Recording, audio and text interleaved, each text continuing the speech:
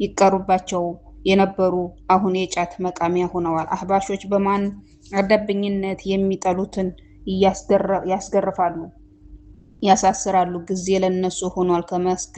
ከመንግስት የድጋፍ ምርኩዝ ላይ ተንተርሰው ያሻቸውን ይሰራሉ። እውቀት አንሶት ሲንገዳገድ ያገኙትን ሰበው ያስገባሉ።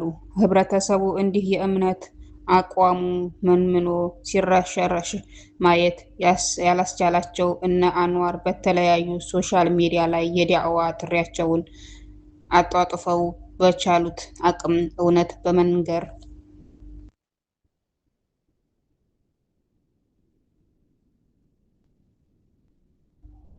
ህዝቡን ከጥሜት ጎዳና ይታደጋሉ። እኔም የግሩፕ አባል በመሆን ትምህርታቸውን እከታተላለሁ። አንዋር፣ ኡስማን፣ ከማል፣ አቡበክር እና ሙስጠፋ በየተራ እየተፈራረቁ ያስተምራሉ።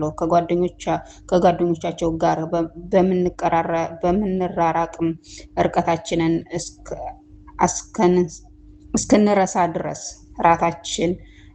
አራታችን ብቻ በከፈትነው ግሩፕ ላይ ስለ ውሎ ገጠመኞቻችን እናወራለን። ሀዩም አሰሪዋ አክረም ጋር ሊጋቡ እንደሆነ ነገረችን። አልሐምዱሊላህ አሁን ሀዩ የህይወት አጋሯን አገኘች። በጣም ደስ ብሎናል። ግን በደስታዋ ቀን መገኘት ባለመቻላችን ከፍቶናል።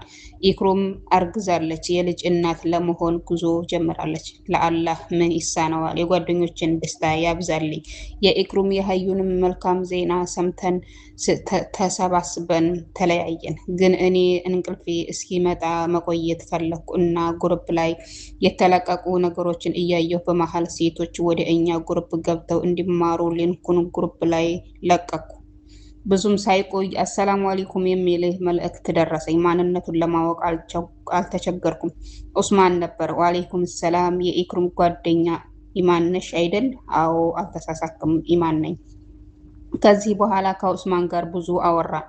አርባ ምንጭ መሆንሽን ኢክራም ነግራኝ ያለች። በርቺ፣ አይዞሽ፣ ትምህርትሽን ላይ ብቻ አተኩሪ፣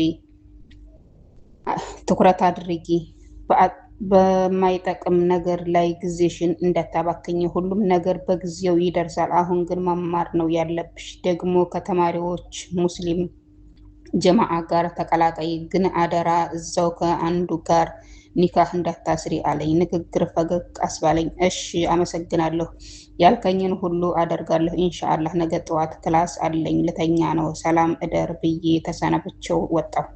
ከዚህ በኋላ ሁሌ ማታ ማታ ከኡስማን ጋር ማውራት ጀመርን። ተቀራረብን።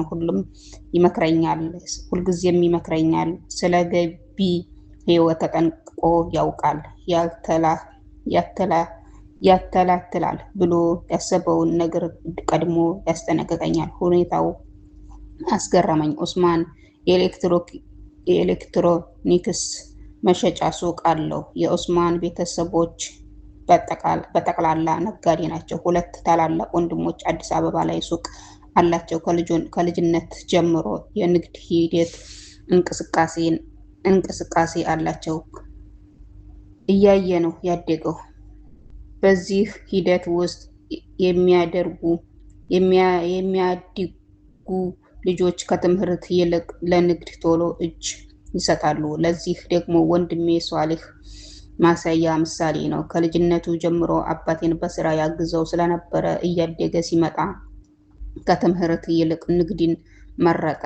ገና የ10ኛ ክፍል ተማሪ እያለ የራሴን የንግድ ስራ እጀምራለሁ ብሎ ነበር። አባቴ አይሆንም ብሎ በአባቴ አስገዳጅነት እስከ 12 ተምሮ ዩኒቨርሲቲ አልሄድም፣ የምማረው ገንዘብ ለማግኘት ነው፣ ስለዚህ በንግድም ገንዘብ አገኛለሁ፣ አልማርም ብሎ አምርሮ ሲናገር ከአባቴ ፍቃድ አግኝቶ የራሱን ስራ ጀመረ። እኔም ኡስማንን በሷሊህ እይታ አይቸው ስለነበረ ስለ ግቢ ህይወት ያለው እውቀት አስገርሞኝ ጠየቅኩት። ግን አንተ እንዴት ይሄን ሁሉ ነገር ልታውቅ ቻልክ? በምትሰማው ወሬ ነው። አይ ከጎንደር ዩኒቨርሲቲ በማኔጅመንት ተመርቄያለሁ። ያው ንግዱ ብሶብኝ ጠቅልዬ ገባሁ እንጂ አሁን ማስተርስ ፕሮግራም በቢዝነስ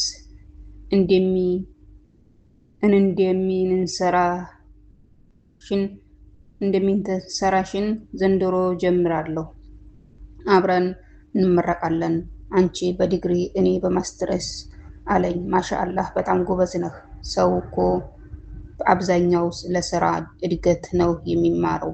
የራስህ ስራ ኑሮህም ትማራለህ። የምትደነቅ ነህ። ማሻአላህ ይጨምርልህ።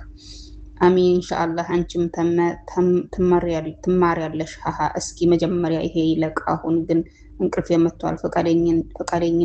ፈቃደኝልኝና ልተኛ። እሺ ሰላም እደርልኝ ኢማኔ ብሎኝ ወጣ።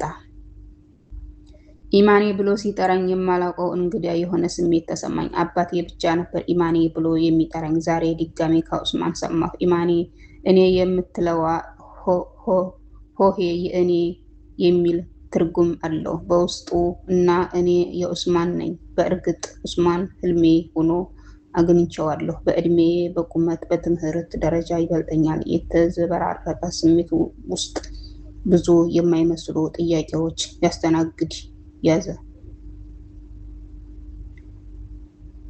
ወደ ቻናሌ ቤተሰቦች እንግዲህ ክፍል 9 ይችን ትመስላለች። ክፍል 10 በቀጣይ ይለቀቃል። እስከዛው ድረስ ሁላችሁም በያላችሁ በሰላማችሁ ብዙ ትርፍርፍ ይበርልኝ እያልኩኝ ለዛሬው እንግዲህ በዚህ ሰነባበታለሁ። በቀጣይ ቪዲዮ ውስጥ የምንገናኝ። ሁላችሁም በያላችሁበት ሰላማችሁ ብዙ ትርፍርፍ ይበርልኝ እያልኩኝ ላይክ ሰብ እንዳይረሳ።